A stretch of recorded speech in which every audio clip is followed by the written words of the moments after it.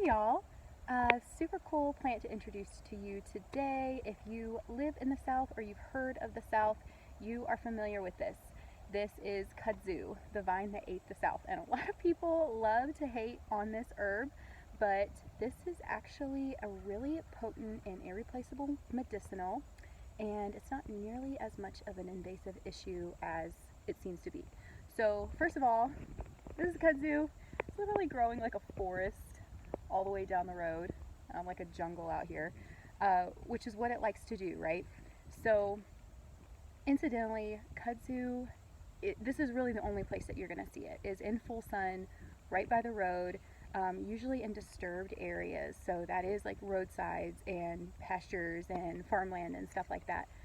That's just how it likes to grow.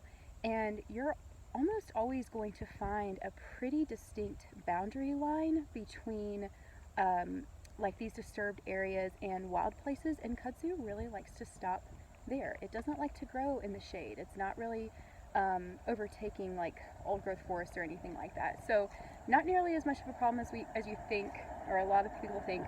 Kudzu is invasive, and it was introduced to the United States from Japan actually as an ornamental, like a garden ornamental. And actually, because it has this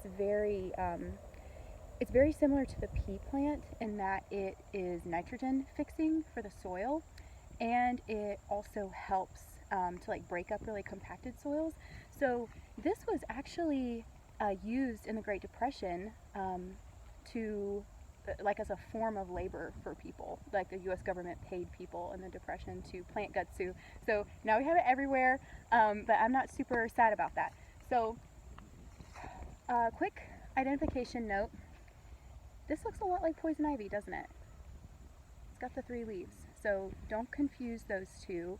Right now, you would not ever confuse them because it's flowering. So these are kudzu flowers. They grow in these they look like little horns to me.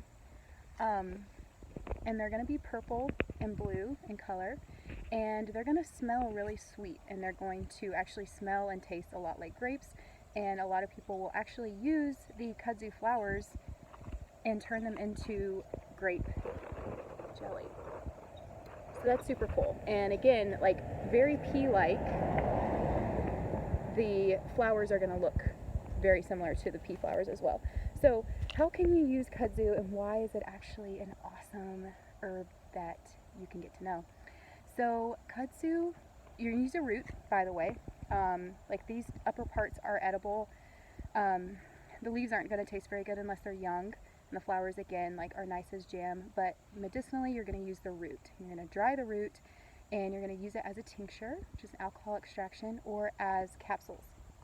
And how do you use this? This is the only herb, to my knowledge, that has scientific studies behind it showing that it helps people who are struggling with overconsumption of alcohol.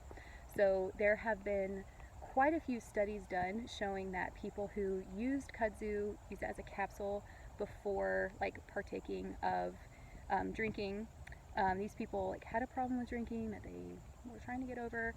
So taking this kudzu capsule beforehand actually they voluntarily reduced the number of drinks that they took. They had like fewer drinks total. They took longer to finish their drinks, so it's not like they were pounding them the way that they had been. These people didn't know that they were getting kudzu. Like, of course, it's a controlled trial, so you don't know if you're getting the placebo or if you're getting the active plant or pharmaceutical or whatever. So that has been proven to be true. So it's really awesome way that you can use it. Also, menopause can be really nice in menopause for like fuzzy thinking especially. And potentially connected to that, in TCM, like traditional Chinese medicine, it's very commonly used for neck and upper back pain. And I have actually used this for a client who's recovering from pretty horrendous whiplash after a car accident, and it was tremendously helpful. This and a couple other herbs. So those are the main ways that you can use it. Again, you can drink it as a tea. It's not going to be as effective as just getting a lot of that herb in through a capsule in dried form or through a tincture. So yeah, this is kudzu, you all, and I hope next time you see it, you get kind of excited about it.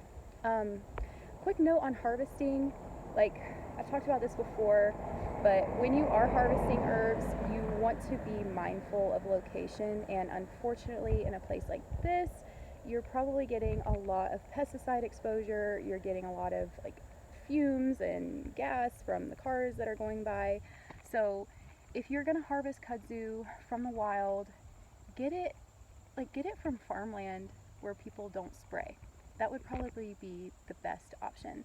And as far as sustainability, like even though from the research that I've done, it's not as much of an invasive problem as it's been, as people think that it is. It also in the summertime can grow a foot a day. So really prolific. You're not going to over harvest it. So that's a positive thing too. You always want to keep in mind when you're harvesting things. So this is kudzu, and I'll see you sometime soon.